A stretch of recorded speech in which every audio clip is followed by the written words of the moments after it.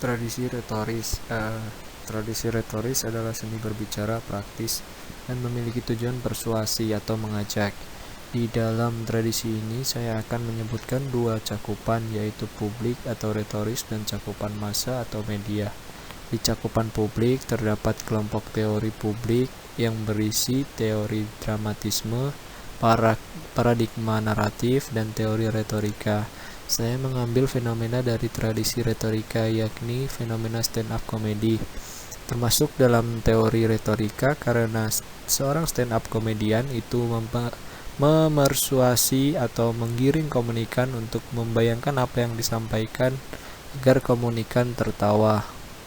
Lalu cakupan massa atau media, di dalamnya ada kelompok teori media, dan di dalam kelompok teori media ada teori penggunaan dan gratifikasi.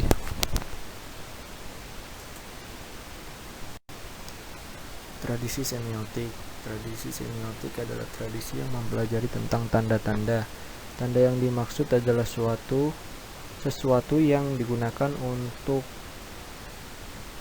menggantikan suatu hal yang lain. Di tradisi ini saya akan menyebutkan tiga cakupan, yaitu cakupan interpersonal, publik atau retoris, dan cakupan budaya. Dalam cakupan interpersonal terdapat kelompok teori diri dan pesan. Lalu saya akan memilih teori interaksi simbolis, dan fenomenanya adalah fenomena mengacungkan jempol ke atas, bertanda puas atau mengapresiasi hasil kerja kita. Lanjut ke cakupan publik. Di cakupan ini terdapat kelompok teori publik yang di dalamnya ada teori dramatisme. Lalu cakupan budaya. Di dalam cakupan ini ada kelompok teori kebudayaan dan keragaman, dan di dalamnya ada teori kelompok terbungkam. Tradisi fenomenologis adalah pengalaman yang berbeda terhadap suatu fenomena sosial. Di tradisi ini terdapat dua cakupan, yaitu intrapersonal dan interpersonal.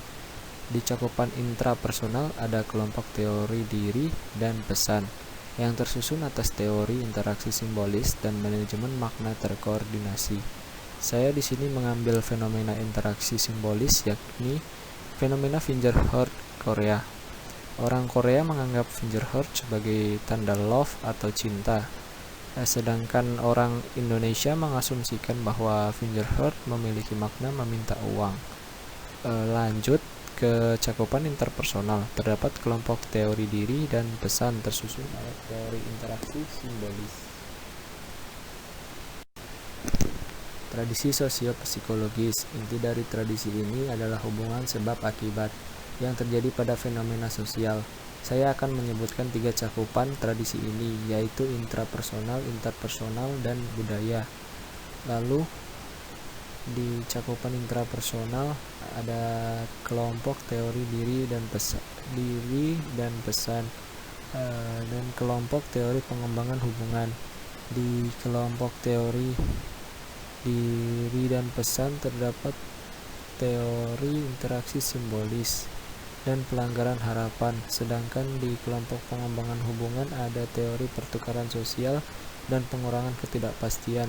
Lalu lanjut ke cakupan interpersonal. Ada kelompok teori pengembangan hubungan yang berisi teori pengurangan ketidakpastian, pertukaran sosial, dan pemrosesan informasi sosial.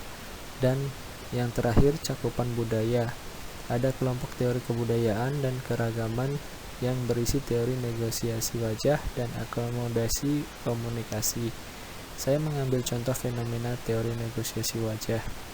Fenomena tersenyum pada orang Rusia. Jika kita tersenyum pada orang Rusia, mereka akan merespon dengan marah karena mereka menganggap kita tidak sopan. Tradisi sosiokultural adalah pemahaman fenomena sosial melalui sudut pandang orang lain. Memiliki tiga cakupan, yaitu intrapersonal, organisasi, dan interpersonal. Pada cakupan interpersonal terdapat kelompok teori pengembangan hubungan yang tersusun atas teori manajemen privasi komunikasi dan dialektika komunikasi. Saya memilih contoh fenomena manajemen privasi, yakni fenomena musyawarah untuk menetapkan kebijakan baru. Di musyawarah, setiap individu akan mengeluarkan opini mereka masing-masing dan mereka akan mempertimbangkan opini dari setiap anggota. Setelah itu, mereka menetapkan hasil akhir dari rapat tersebut. Tradisi sibernetika adalah pemrosesan informasi yang erat kaitannya dengan media. Media di sini adalah internet, televisi, dan lain-lain. Di tradisi ini ada satu cakupan, yaitu cakupan massa atau media, dan di dalamnya ada teori spiral keheningan. Teori ini adalah teori yang memusatkan pada opini publik. Contoh fenomena dari teori ini adalah trending topic di Twitter. Publik biasanya akan berpikiran bahwasanya suatu pernyataan yang sedang trending tersebut sebagai sebuah kebenaran.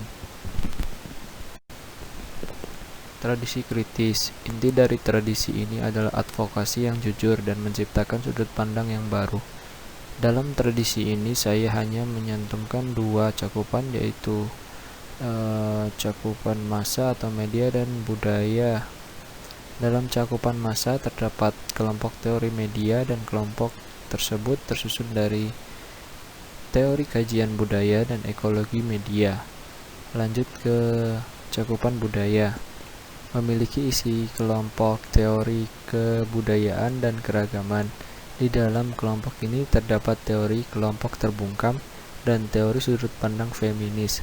Saya akan mengambil contoh fenomena teori sudut pandang feminis, yaitu fenomena demo kesetaraan gender yang bertujuan untuk menunjukkan bahwa wanita juga bisa mengimbangi laki-laki.